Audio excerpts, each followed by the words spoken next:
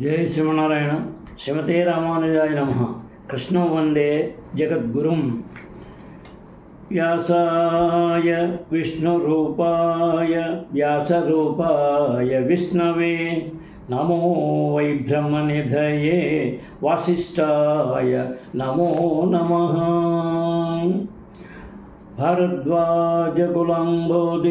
చంద్రం శ్రీ పురుషోత్తమం వేదాంతో భయనితత్వాత్ జ్ఞానదం గురుమాశ్రే.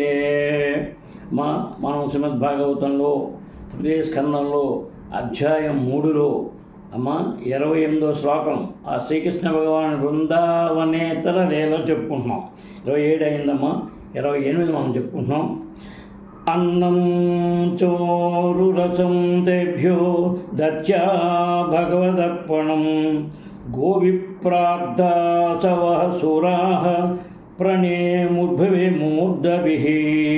అన్నం అంటే ఆహారములు, చ అంటే కూడా, ఉరురసం అమిత రుచికరములు, తేభ్యః తే బ్రాహ్మణులకు, దత్వా వసగిన పిమ్మట, భగవత్ అర్పణం తొలుత భగవానునికి అర్పించినట్టిది. గోవులు, విప్ర బ్రాహ్మణులు, అర్థ ప్రయోజనము, అసవహ జీవించుటయందరి ప్రయోజనము, సూరాహ సూరులైన క్షత్రియులందరూ, ప్రణేముహు వందనములో నొసగిరి, భువి నేలను త్రాగుచు, మూర్ధభి తమ శిరములతో, అటు పిమ్మట వారు భగవద్దర్పితముకు రుచికర ఆహారములను బ్రాహ్మణులకు వసగి శిరములతే నేలను త్రాకి వారికి గౌరవపూర్వక వందనములను నర్పించి ఆ రీతి వారు గోబ్రాహ్మణులను రక్షించుచు చక్కగా నుండిరి. ప్రభాస తీర్థమునందు యదువంశీయులు ప్రదర్శించినటువంటి నైజము అత్యంత నాగరికతమును మానవ జీవన పూర్ణత్వమునకు చక్కగా సరిపోనదయ్యను అయి ఉన్నది. మానవ జీవన పూర్ణత్వము 3 నాగరికత నియమములను అనుసరించడం ద్వారా సిద్ధింపగలదు. అవి గోరక్షణము, బ్రాహ్మణత్వమును పోషించుట, అన్నింటికి నియమించి శ్రీకృష్ణ భగవానునికి విశుద్ధ భక్తుడుట అనునవి. కృష్ణ భక్తుడు కాకుండా ఎవరును మానవ జీవితమును పూర్ణము కావించుకొనజాలరు. జన్మము, మృత్యువు, వ్యాధి, ముసలితనము లేనటువంటి ఆధ్యాత్మిక జగమునకు ఉద్ధరింపబడుటే మానవ జీవన పూర్ణత్వము. అది మానవ జీవన అత్యున్నత పూర్ణ లక్ష్యం. అట్టి లక్ష్యము లేనప్పుడు నామమాత్ర సౌఖ్యమునందు ఎంతటి భౌతిక పురోగతి అయినను మానవ జీవితమును కేవలము పరాజయమే చేకూర్చగలదు. తర్వాత తొలుత భగవదర్పితము కానటువంటి ఏ ఆహారమైనను బ్రాహ్మణులు కానీ వైష్ణవులు కానీ స్వీకరింపరు.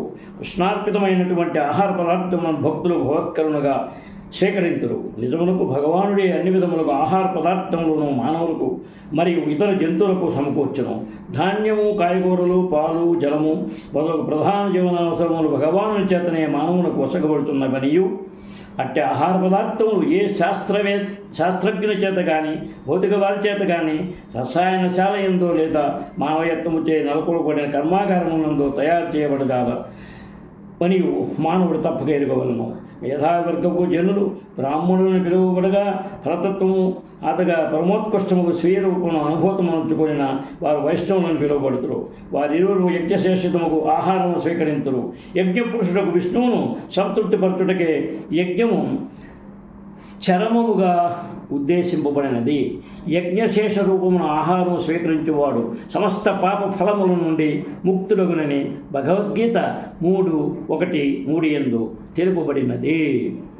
ఇక తన దేహ పోషణార్థమై ఆహారము తయారు చేసుకునేవాడు అన్ని విధములకు పాపములను పొందగలడు. అది కేవలము దుఃఖమునికే దారితీయును. బ్రాహ్మణులకు వసుకొట కొరకై ప్రభాస తీర్థమునందు యాదవులచే తయారు చేయబడిన ఆహార పదార్థములు తొలుత దేవదేవుడుకు విష్ణువునకు అర్పింపబడినవి. యాదవులందరూ శిరములను ఎలకానించి తమ శ్రద్ధాపూర్వక వందనములను అర్పించి, యాదవులు కానీ లేదా వైదిక సంస్కృతి ఎందు జ్ఞానవంతుడైన ఏ వంశం వారు కానీ వివిధ వర్ణముల నడుమ పూర్ణ సహకారంతో మానవ జీవన పూర్ణత్వము బాడయొట్టకే శిక్షణ నొసగబడింది. ఉరు రసం అను పదము సైతము ఇక్కడ ప్రధానమైనది. కేవలము ధాన్యము, కాయగూరలు, క్షీరము సమ్మేళనముచే వందలాది వ్యంజనములను తయారు చేయవచ్చును. అంటే ఆహార పదార్థములన్నీ సప్తగుణ ప్రధానములు కనుక వాటిని దేవదేవుడు శ్రీకృష్ణునికి అర్పించవచ్చును.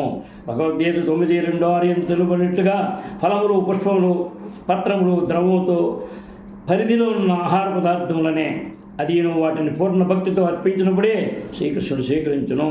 అనగా కేవలము భక్తి యథార్థమైన అర్పణకు ప్రమాణమై ఉన్నది. భక్తులచే వసగుపడిన అట్టి ఆహార పదార్థములను తాను నేక్కముగా భుజించునని భగవానుడు ఆశ్వాస మొసగి ఉన్నాడు. అనగా అన్ని కోణముల నుండి తీర్మానించినను యాదవులు చక్కగా శిక్షణ పరచిన నాగరికులుగా ఉన్నారు. ఋషులచే వారు శపింపబడ్డ కేవలము భగవదీచ్ఛ మాత్రమే.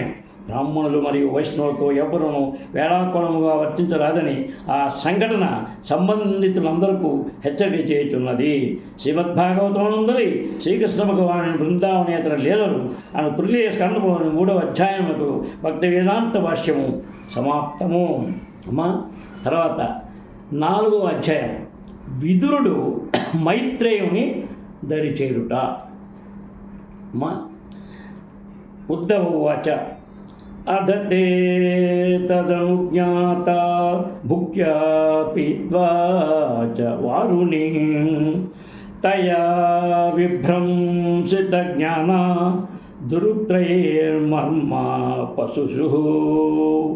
ఉద్ధవ అంటే ఉవాచ ఉద్ధవుడు ఇట్లు పలికెను.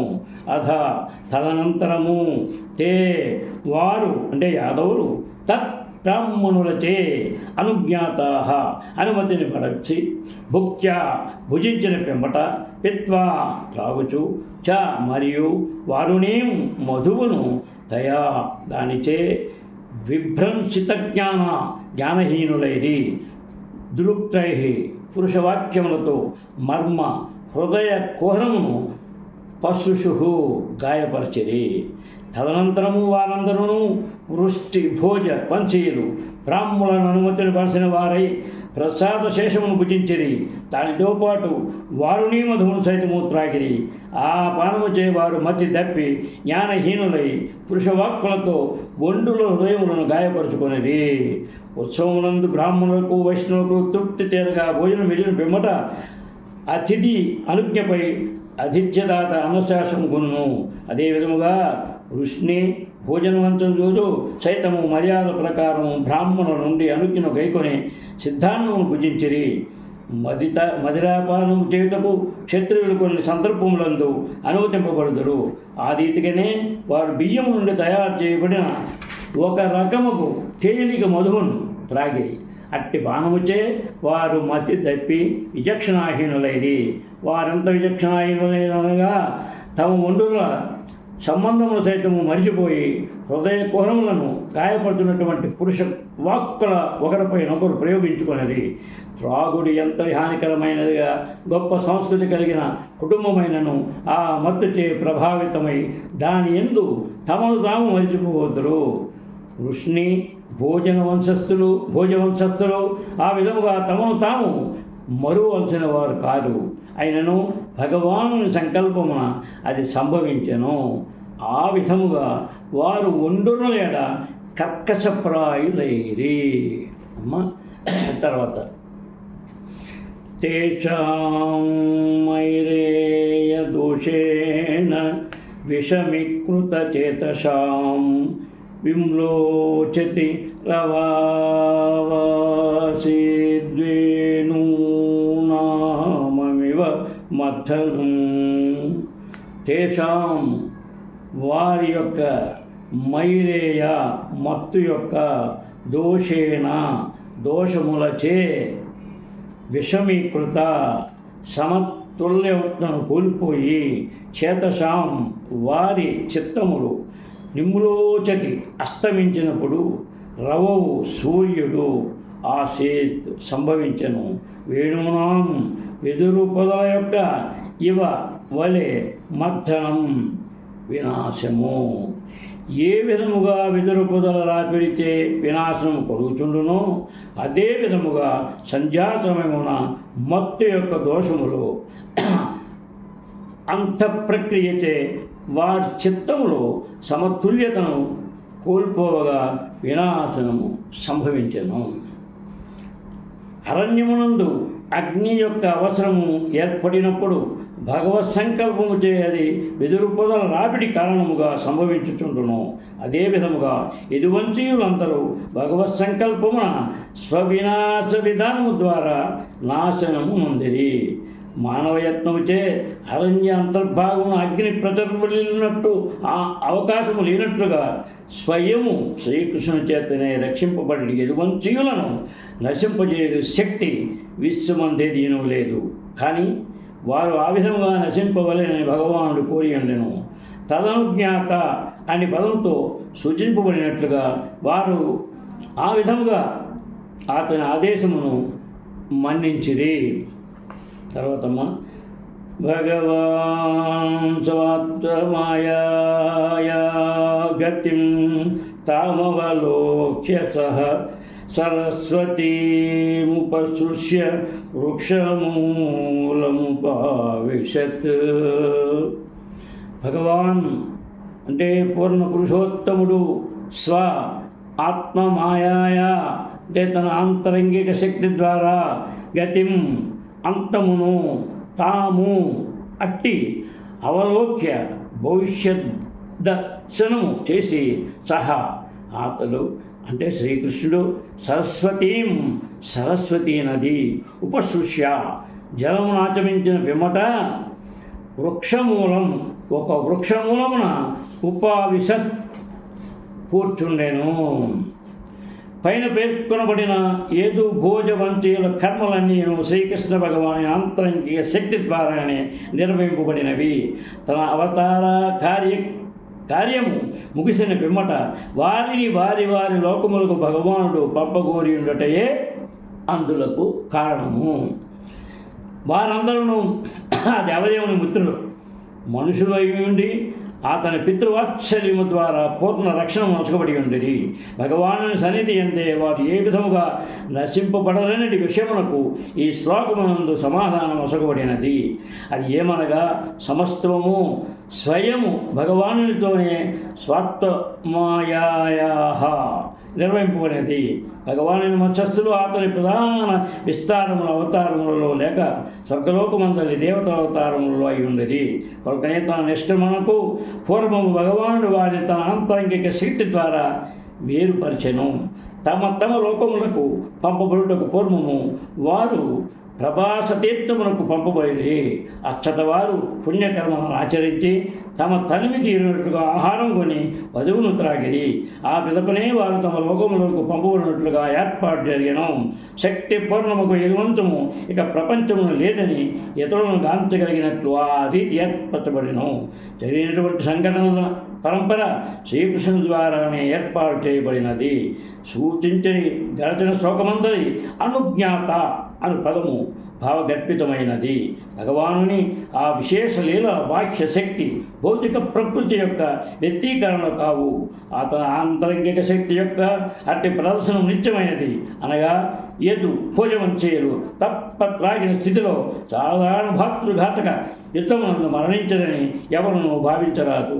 ఆ సంఘటనలన్నీ మాయాజాల ప్రదర్శనని వ్యాఖ్యానించేది. అమ్మా తర్వాత అహం చోక్తో భగవతా ప్రపన్నార్తిహరేణః బదరీం త్వం ప్రయాహితి స్వకులం సందిహీషునా. అహం అంటే నేను, చ మరియు ఉక్త చెప్పబడితేనే భగవత దేవదేవునిచే ప్రపన్న శరణాగతుడనైనా ఆర్తిహరేణ ఆర్తిని హరించిన వానిచే హా నిశ్చయముగా బదరికాశ్రమునకు తం నీవు ప్రయాహి పొమ్ము.